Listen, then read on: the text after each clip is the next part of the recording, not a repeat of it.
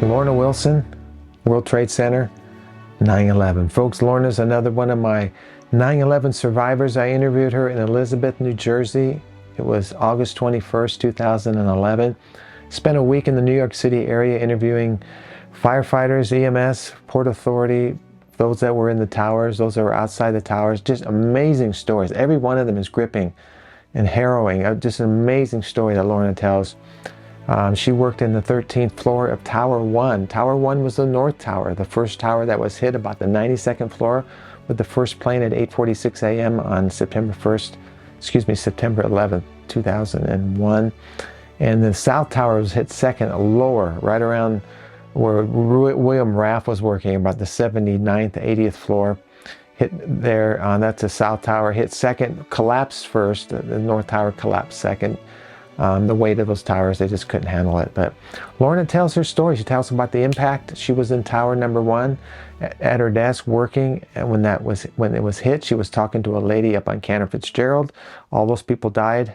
They were above the impact, so they all died. But all these stories are amazing. I'm just so blessed. I thank God. I'm so blessed to have met these people.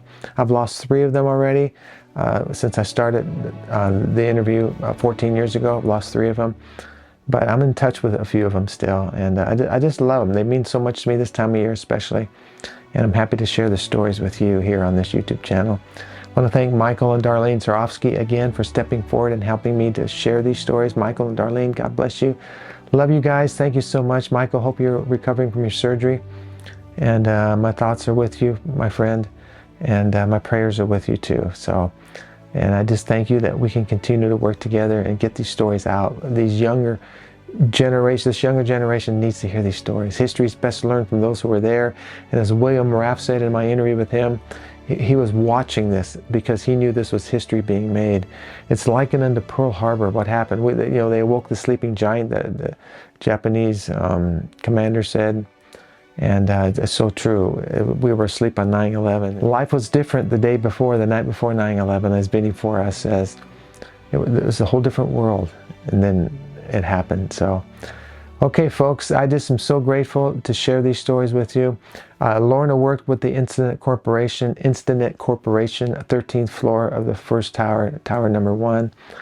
And just so grateful for her story. It's one of my best. They're all my best. They're all my favorites. So happy to share them with you. And I've created a playlist for my 9/11 stories. So if you want to find that, it's on every one of my videos. It's got the videos, all the 9/11 videos, some music videos I've done, and just remembering, giving honor to whom honor is due, and history is best learned from those who were there. So it's all there on the playlist. You got to get it. You got to share it with others. Get it out there, folks. All the videos are there. I've got the documentary, the full documentary, 2.5-hour film, and then you've got the individual segments, part 1, part 2, part 3, which a lot of people are watching, but they're not seeing the whole story. And I want to get to the whole story. I've got a 1-hour edited version for schools, and I've got my survivor stories on there and some other things. So it's well worth your going there, watching the playlist I've created. And for the educational purpose of what we're doing, it's just unprecedented. So, and I want to get this in the hands of our younger generation. I really do. Voices of History Radio is going. It's listener supported. All the stories that are aired here are there. 9/11, all these veteran stories. I've got 1,200 videos on this channel, folks. Okay, with that being said, thank you for watching and listening, and those of you who subscribe to this channel. I encourage you to share this with others, like I said, and let's keep it going, folks. Let's just pay this forward and keep it going. And I thank you for my new listeners that have are watching my videos. I really appreciate all of you. So God bless you. Thank you. And I'll talk to you in my next broadcast. Let's honor Lorna with this interview.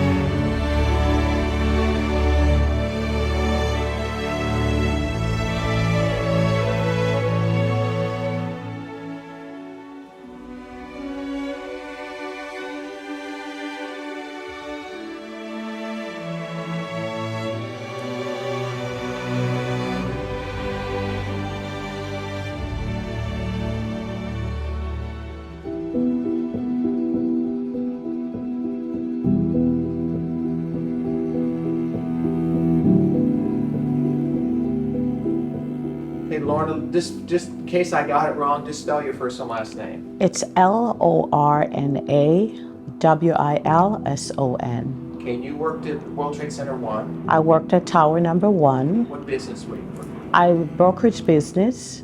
I work for Internet Corporation. You still do? No, I don't. Actually, I was displaced in 2002 from them, and I've since worked with other brokerage firm. Currently, I'm working with Jeffries and Company. Okay, excellent. I thought a lot about what I'm going to ask all of you, but basically, 10 years ago, do you remember the night before 9/11? Absolutely. Was it just normal, not live normally? Tell me a little bit about the night before 9/11. The night before 9/11, unfortunately, I was at work because I handled the international settlements. And I had to work on a very large trade with Hong Kong, and having to work on their time frame, which were hours difference from us. I was there until 9:30, 10 o'clock. And I since realized I was by myself in the department. However, it was not unusual of me to take on the task of doing or going the extra mile. And nothing unusual.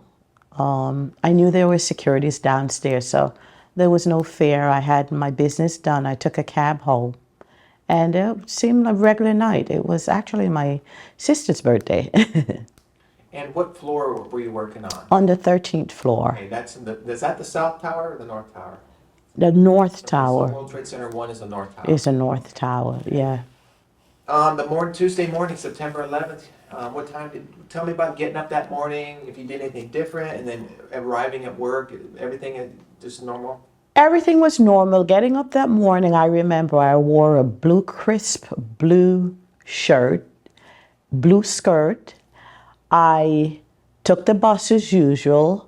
I remember passing by my favorite restaurant, saying hello to the lady that was standing outside, the waitress, and took my bus and went to work on a normal Tuesday morning. Nothing unusual. What time do you think that was approximately that you got to work that day? I got to work about 7:30 that day.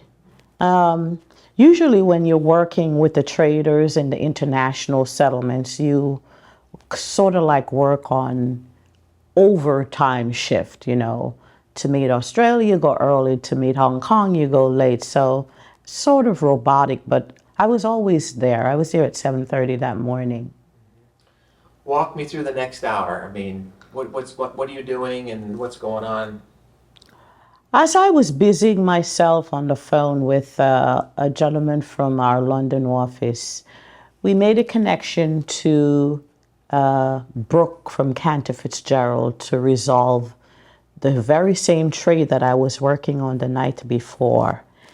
And I heard a blast it was about 7:45 or 8:45.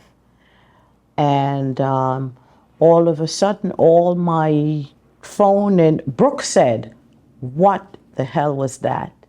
And I was like, "I don't know." And I felt the building went to the left and came back to the right. And my coworker, Chris, pulled me and said, "Get down, we've been bombed." A few minutes later, I was pulled from under the desk, and the securities came up, and they said that it was a minor accident. There was a plane hit the roof of the building. However, don't panic. They moved us to the very same floor to the right side where everyone congregated waiting for further notice.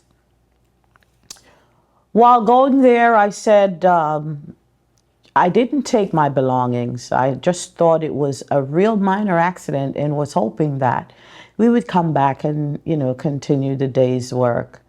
At the time, nobody knew whether it was a bomb or it was just the minor accident on top of the roof. And within, I would say, 15 minutes, you could hear rumbling all the way upstairs, and securities and firefighters came beaming in and said that we have to leave, and we have to leave now.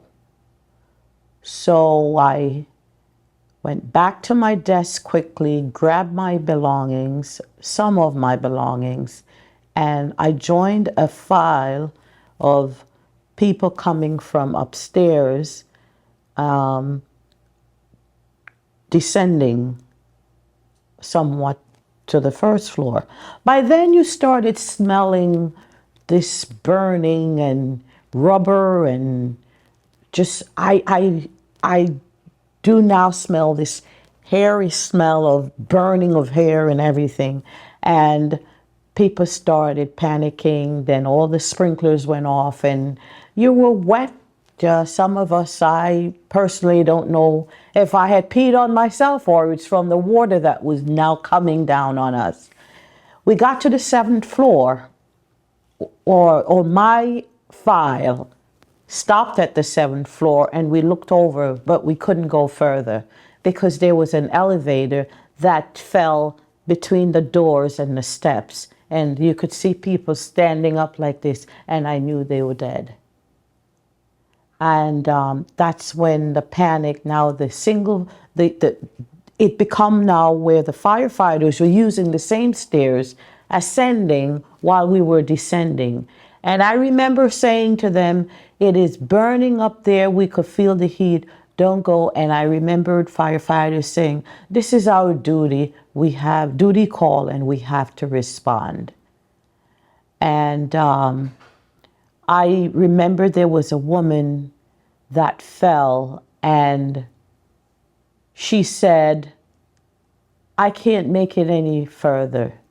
I'm giving up. Where's my pump?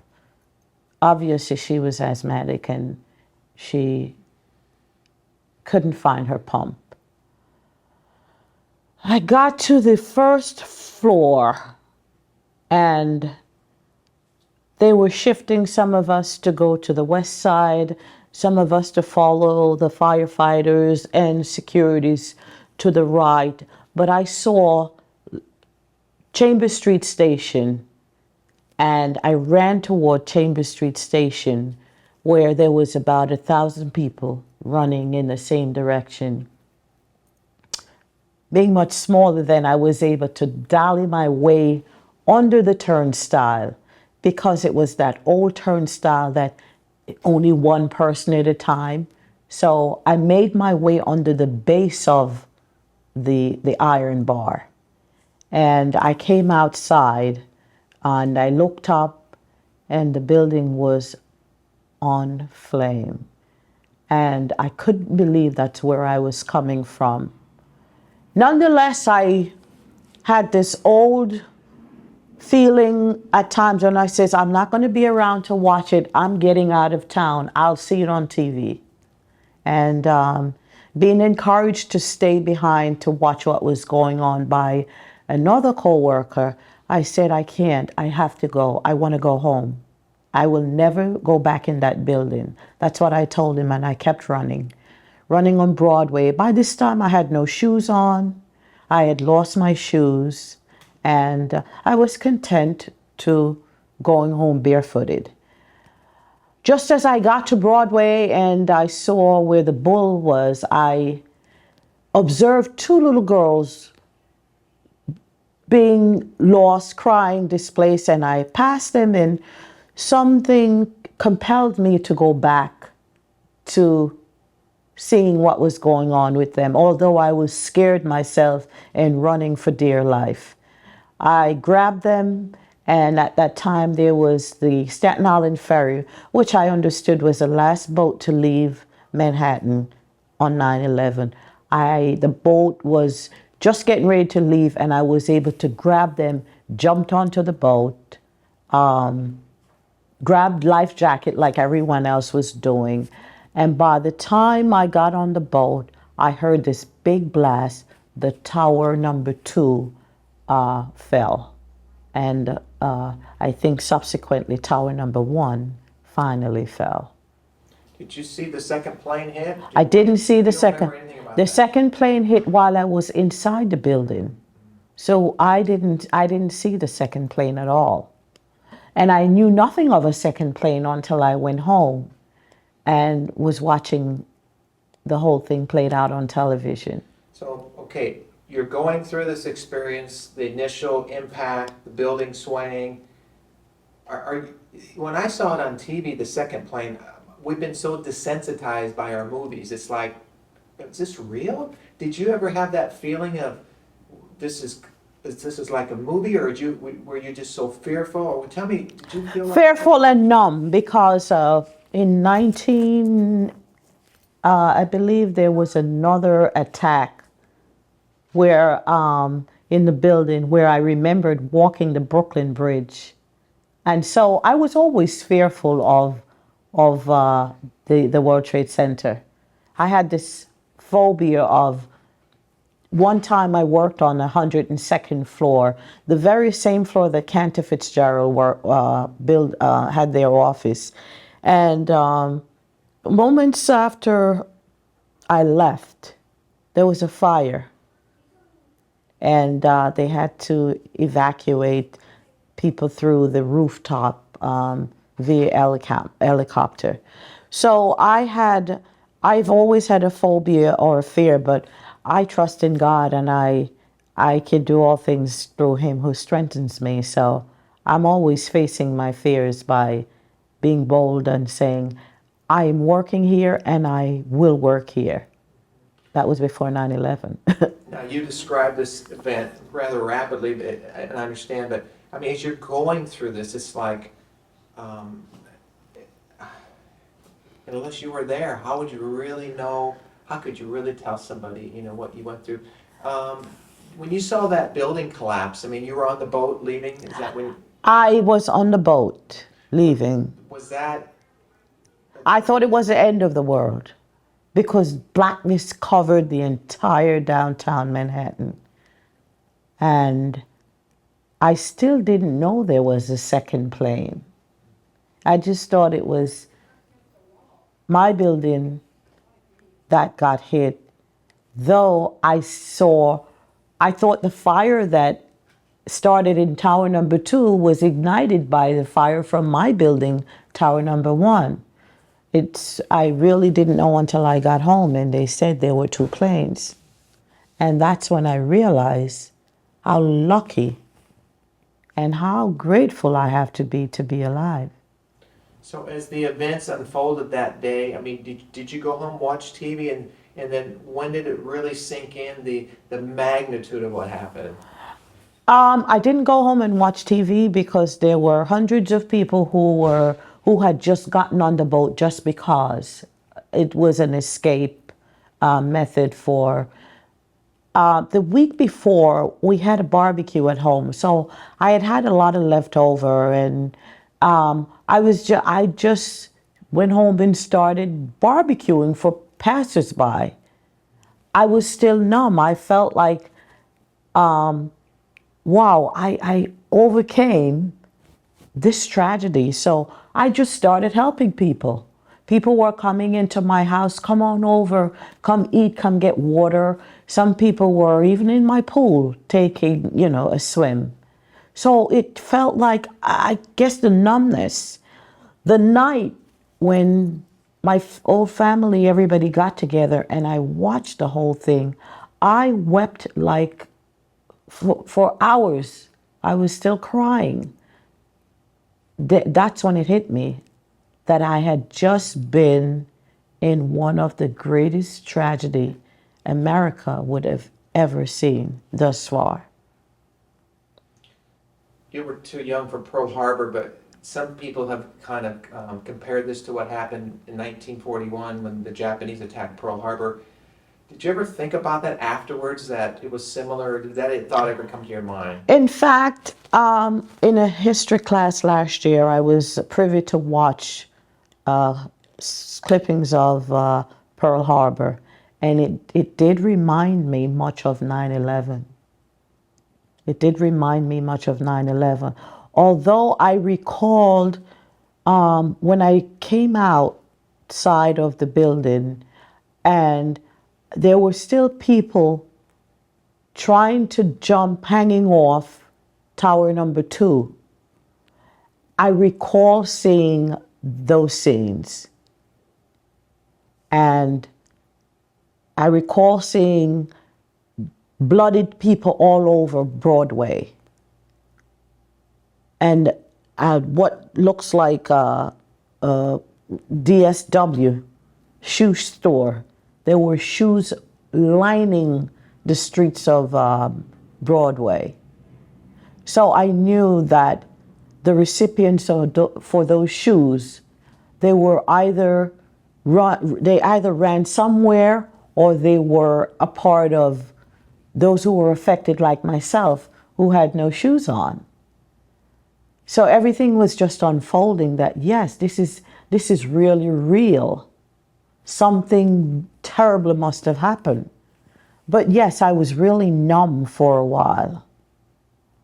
Now, months after it hit me, it started unfolding, and I've been having bad dreams and, nightmares. And at the same time, I was being very grateful to be alive. I'm like, God, you have bigger things for me to do. You're not ready for me. I was almost happy that I'm here, but very sad because I still keep reminiscing about this woman that gave up and said, I can't go any more. I can't go any further. And here, I don't know who she was. I'm not sure if she's still, I still see images of her all the time. And at some point I was beating up on myself saying, could I have helped her? Should I have stopped to help her?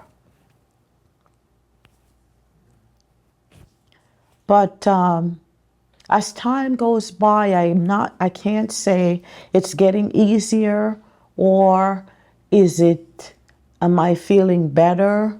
I just know that it is one step in life that I could say I have overcome. Do you think there's things that you saw maybe you blocked out of your mind, or that were just, like a lot of the war veterans will go through things with their experiences, and I'm sure there's a part of combat that they'll never tell, but in this case, when this is unfolding, did it go real fast, or did it seem like a minute was an hour? I mean, it went really, really fast. The point in the building went really fast. The problem, I'm having more sensual feeling. I'm smelling. Even today, when I smell certain things, it reminded me of that day.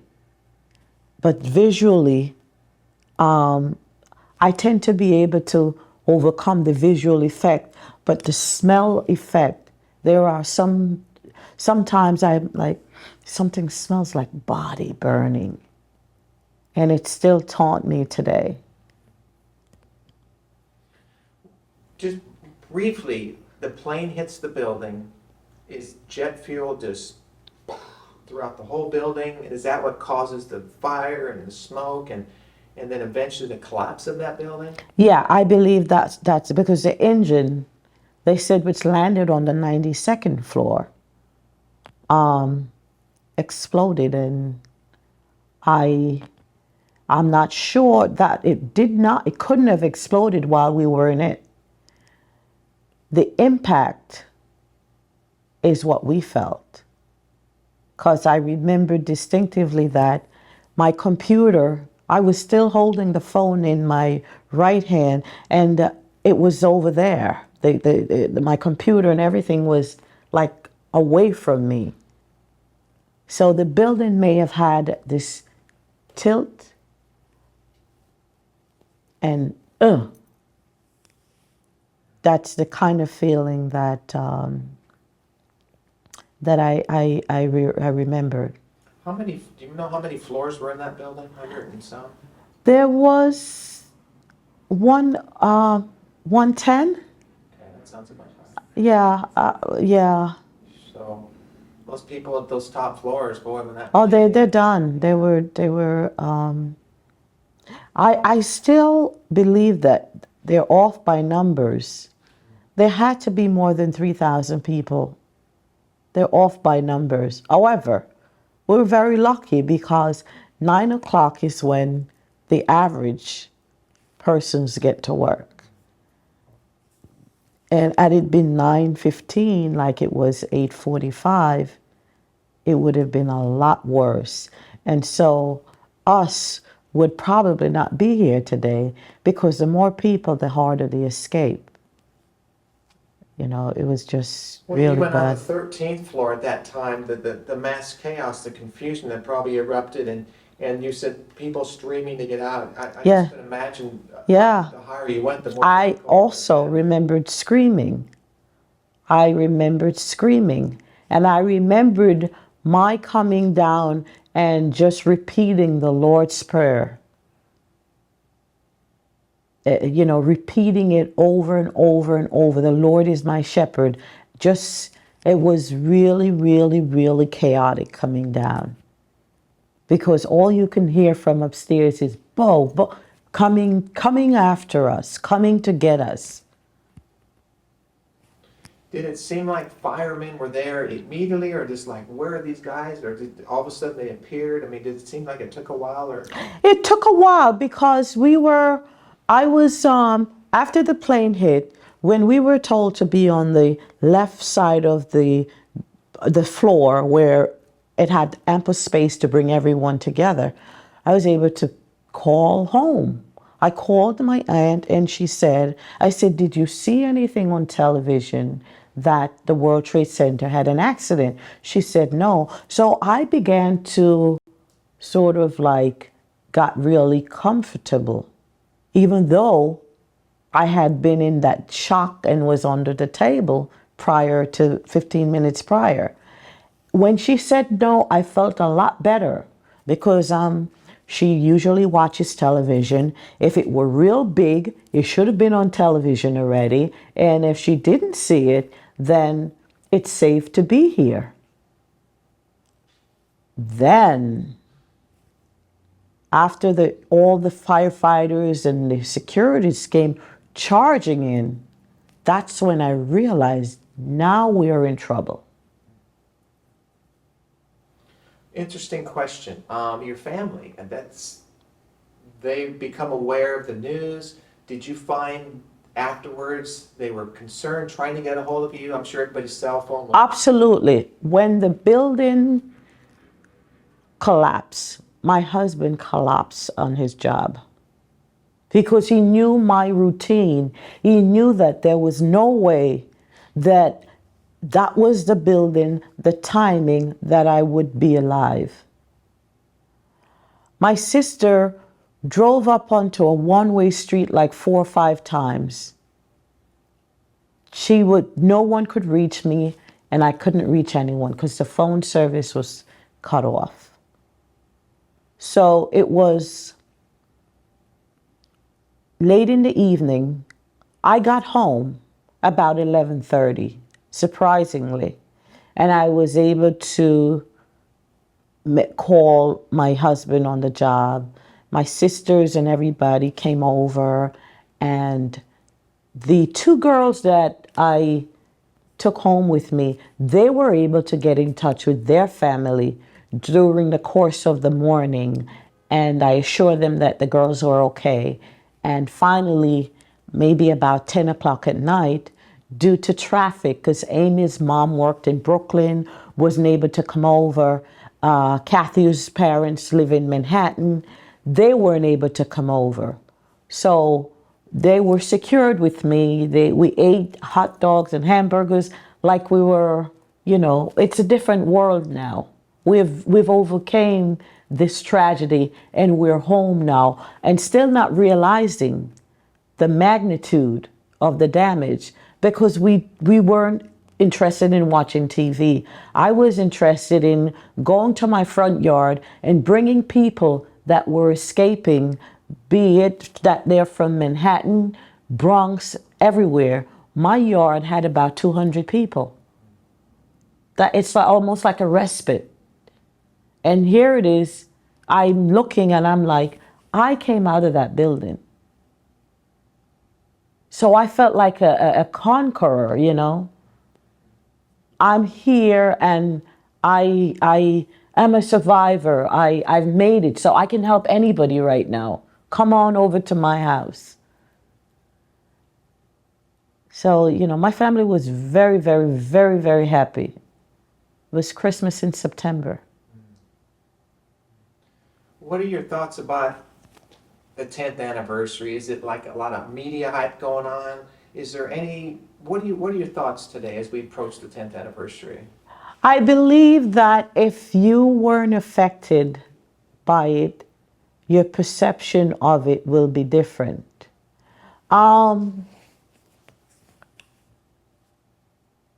I don't want to, unless you're in it, it won't impact you. It's, as the slogan said, never forget. Some of us would love, you know, we would like to share this time with these families. So I believe it's a good thing to memorialize these victims. It's untimely for a lot of people, or for everyone. Death is, you know, it sends out no invitation. And so I believe it is not a bad thing. It helps to console a lot of us. I feel strength when people get together like that. I feel like they have my back, you know. The support group is very, very good. And if the whole country came together on this occasion, that is not a bad thing. We care and we will never forget. I did a film on the Holocaust with Jewish survivors of the Holocaust, and they said the same thing, basically what you just said. You know, they want to tell their stories so people won't forget. I had a question, okay. 10 years later, I mean, how is life different for you today than it was 10 years ago?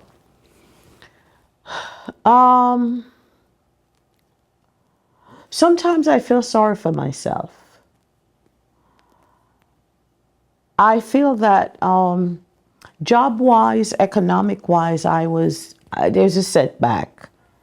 The displacement has caused me to realizing spiritually that where I'm bound, I must obey. And it is by no means my doing to being here today. And I attribute the fact that God has called me for, or spared me for bigger and better things. Spiritually, I am more mature. Financially, I'm set back. And that's okay, because when you have the higher supreme, life will go on and you make do with what you have. I believe it has brought me to be more sensitive to people's need. And I take self out of a lot of what I do. I go by this motto that not all of self and none of thee. It's all of thee and self will do. So it's a spiritual awareness, awakening for me. As I was telling Melissa before, the Friday before 9/11, I had been somewhat of a divine intervention that took place with me the Friday before. I had been dodging my pastor for not wanting to serve as a Sunday school teacher, as she has often come up to me and said, I see great potential in you. I used to be a school teacher back in Jamaica, and kids are just drawn to me for some reason or the other. And I used every excuse is in the book. I don't want to be because I have to wake up early. I wake up early 5 days a week. You know what's giving up one Sunday morning? And I resisted God, and I resisted and I resisted. And a woman came up to me while I was online, and she gave me a book, and she said, it says, How to Become a Sunday School Teacher. And I'm like, no, you're not. You're kidding me. I said, do you know Pastor Carmen? And she said to me, who? I'm from the Bronx. I said, no, this is divine intervention. Here I am running away from being a Sunday school teacher, and you're giving me a pamphlet saying how to become a Sunday school teacher? I said, God, this is not right. I don't want to become a Sunday school teacher. Well, you know what, after 9/11, I said, God, if it's in your will and it's in your time, use me to become a Sunday school teacher. And I became a Sunday school teacher. So there's a lot of things that, happen before and after 9/11 that brought me to understanding my purpose. Lorna, in World War II, our country was united. America was. In fact, after the attack on Pearl Harbor, it was referred to, we awakened the sleeping giant, and everybody was behind the war effort. After 9/11, we saw a lot of unity again. Flags went up all over the country. Do you think we're forgetting already? Absolutely, absolutely, absolutely. I remembered people getting up out of their seat, giving it to the elderly. Everyone says hello. Everyone.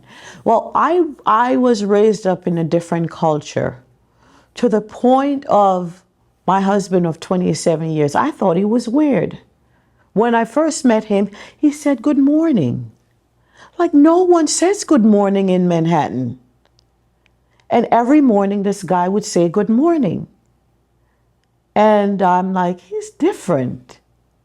I'll accept the invitation to go have breakfast with this guy. And today we've been married for 27 years. But after 9/11, everyone conformed to that way of life. Good morning. How are you doing? What can I do for you? And it's faded, it's faded, it's faded, it's faded. They'll run you over without excuses right now. So I think that, and it comes back. It really comes back. It comes back around 9/11. You see this unity and strength. Everyone becomes this patriarch and matriarch of America. We're fighting for the same cause right now.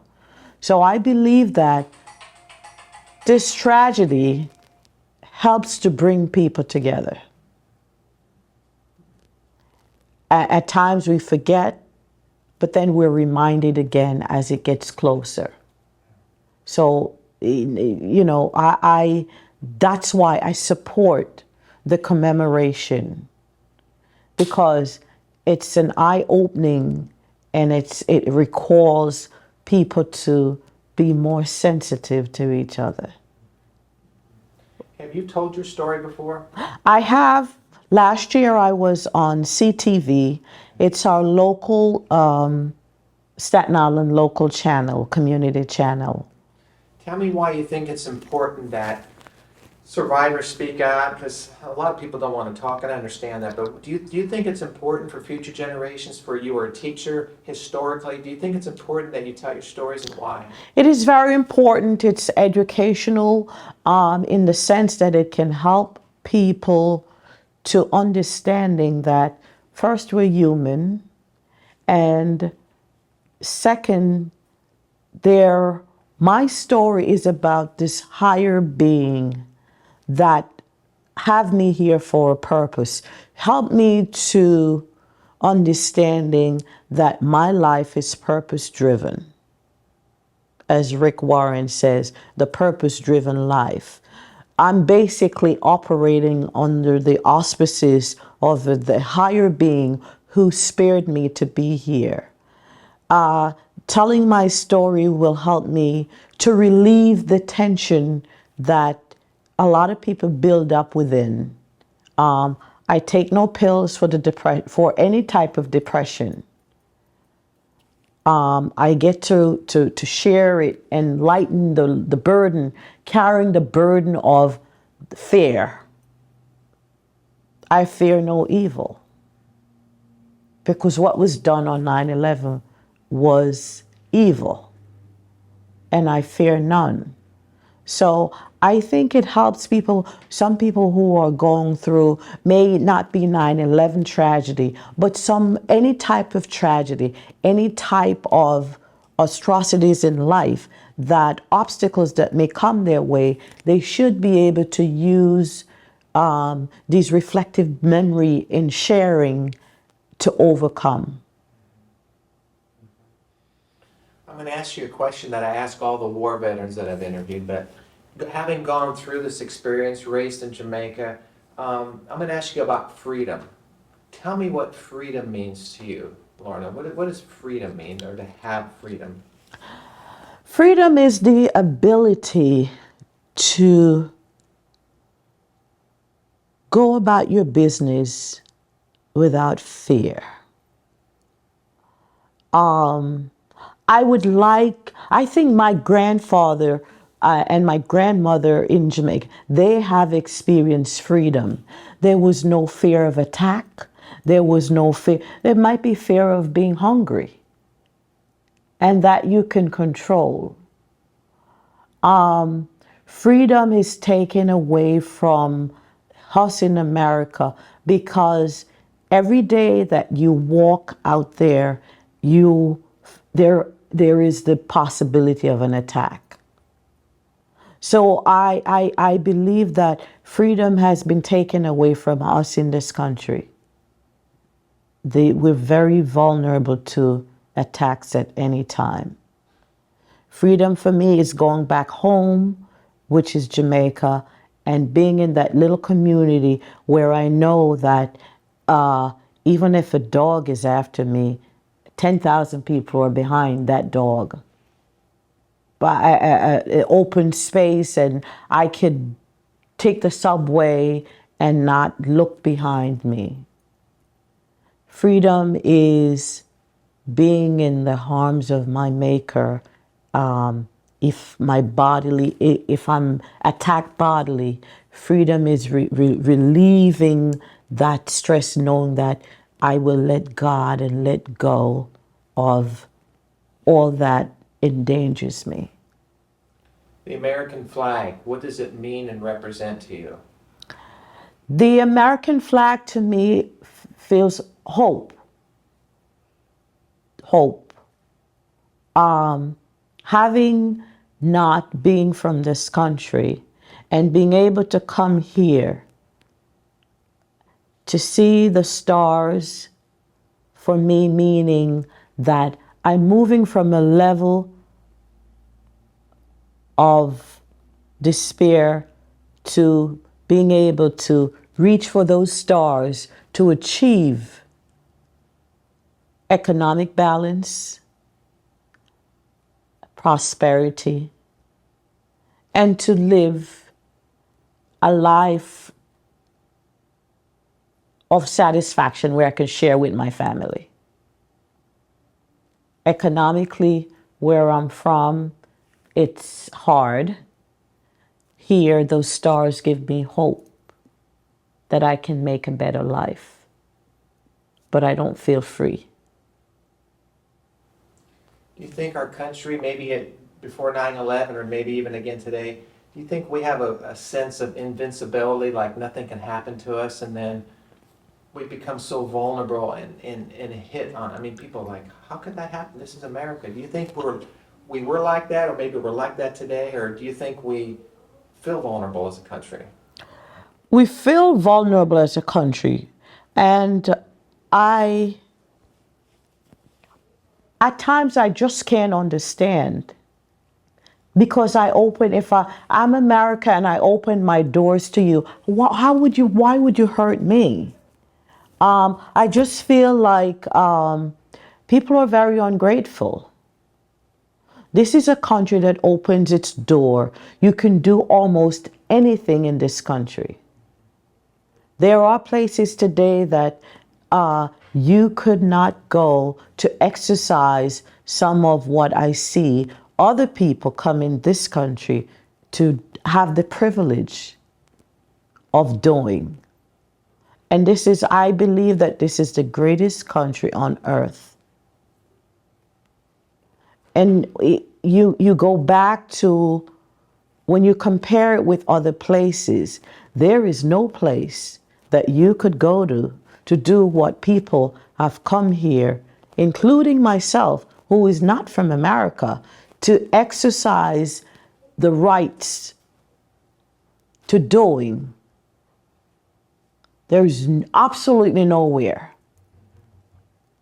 The rules are governed by certain things. Here, you could literally walk in this country and be what you want to be,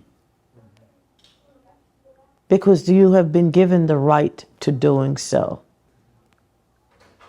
How many times do you think you've replayed what happened on 9/11 through your head? 100, 1,000? A million times. A million. There's not a day that goes by that either I regret having done certain things to being there, because I had just left a job. I was there for about a year. I'm wondering, I shouldn't have left. Why did I leave? But if I didn't leave, perhaps I wouldn't feel the way I feel today. I feel free. Spiritually, I feel really, really free. So would I have attained that? I boast about the fact that I have gone through all that. And here I am now. I fear nothing else. If there was a second 9/11, you can't live your life in fear. And so I live every day as if it were my last day. I just am guessing that life has a lot more meaning today, maybe possibly. Absolutely, absolutely, absolutely. Just about now, which is on the eve of getting into 9/11, I feel real privileged that life has so much more for me, and I'm going to get it. I am grateful that you came forward to tell me your story. Tell me why you felt like you wanted to talk to me today. Sharing my story will help to strengthen others. A survivor's story it's almost like a parable. When parables were told, notice in the Bible, they didn't name names. So I hope that someone will either watch or listen to my story and can put their own life into perspective, whether or not there was a 9/11 or a physical 9/11. Because we all have our 9/11s. It could be a 9/11 in a different way. It could be a day when you watch your best friend got hit by a stray bullet. That is their 9/11. Mine was in the physical building on 9/11. So my story is one to give people hope. Sharing my story will help to lighten my burden in terms of what I saw, what I underwent, and how I emerged from a building that I thought stand predominant. I thought nothing could shake the Twin Towers.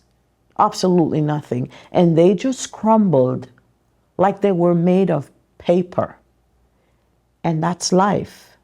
You could be standing tall today and cut short. So a lot of things happen which helps me in my own life, in my daily walk. And telling my story will help others who are going through difficult times. It is okay. It is okay. It will get better. It will get better. And we can never forget, but we sure should forgive.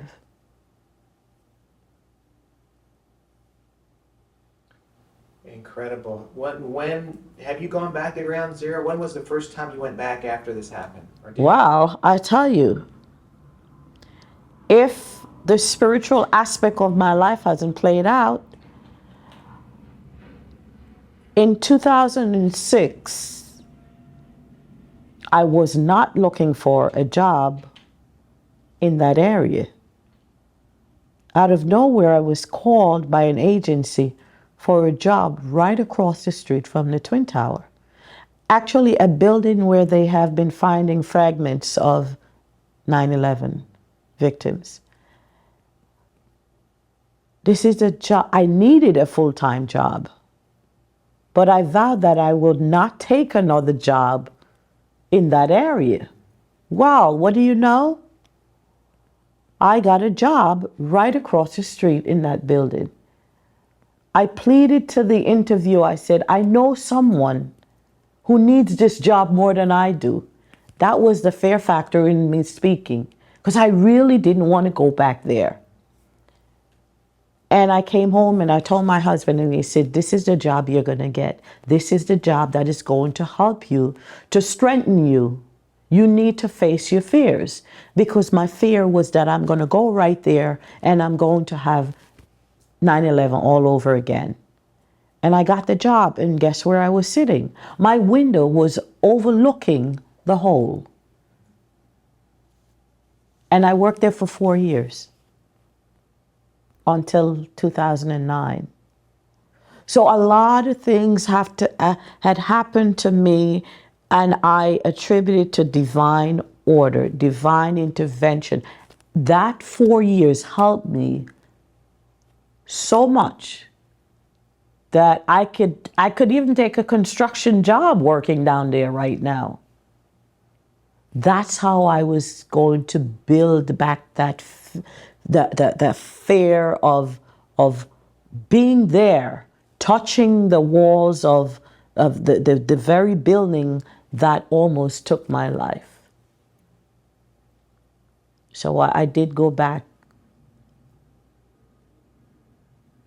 I was there for 4 years. I'm just drawn into your story like I will be with Melissa and anybody. I mean, all we saw for hours and days was what happened from the outside, pretty much. But you were actually behind the scenes on the inside. Yeah. It's amazing what you're telling me. Is there a lesson learned for our country or the world from what happened on 9/11? Absolutely. We open our doors to just anybody without screening. When I came here, screening was minimal. I remember people telling me how they switched pictures of themselves into other people's passport. They came in. 9/11 has given America, it's a wake-up call to say that there are enemies among us and they need to be identified. And if I know the Constitution plays a great deal in the way how we deal with certain things. My theory from in the last couple of months, my theory has been saying that when are we going to call sin, sin? If it's blue, call it blue. People could just walk in here from anywhere and make their home America. I can't go to another country and do the same thing. So at some point, we're going to have to tighten. And after 9/11, they have really done a great job in the screening process of those who come and go. And I believe it had to take 9/11 to do that. We are free, or it's a free country, but we can't let our guards down. You have to be aware that there are people out there, there are sick people out there that are looking to destroy the great essence of this country or this beacon of hope. As a foreigner, this is my beacon of hope. There's nowhere else in this world that I could have gone. I compare being here as dying and have gone to heaven. And not that I do not respect my country, Jamaica. It's the most beautiful country in the world. But here is my beacon of hope. Because I have had rights and privileges to doing things in this country that I could, even in my own country, I probably could not exercise that rights and privileges that I have exercised here. And there's no way that I can even think or imagine that it's open to everyone and that a facet of people would look to destroying the essence of what this country gives. Just a quick question I had a thought. Have you drove by the Statue of Liberty? Does it take new meaning or significance looking at that today than it did 10 years ago? I mean, does that mean anything to you? I tell you, after 33 years, I've only been to the Statue of Liberty once, the physical there. Not really. It is not one of my, and I'm being honest, it's not symbolic to me. It's not a main question. I was Yeah, curious. it's not symbolic to me. The history is rich of the statue. But now that you have mentioned that, it's a great gift that is given to America. And so those who have given that great gift, look what they've gotten in return. Do you think that those who look to destroy America, they may have gotten or have been given just as much or more? Why then do you look to destroying a country that has given its all, given its soldiers, its everything, the privilege of being here? People are ungrateful. I do have one more. What would you say to the men and women serving our country today? Being a survivor of 9/11, what would your message be to those serving our country today? That serve with pride, serve with honor, and serve with the knowledge that to whom much is given, much is required. Those men and women, all of us have been given so much, even if it's not tangible. We have been given a home or a place called America, a land of freedom, and it's worth fighting for. It's worth fighting for. Excellent. Thank you.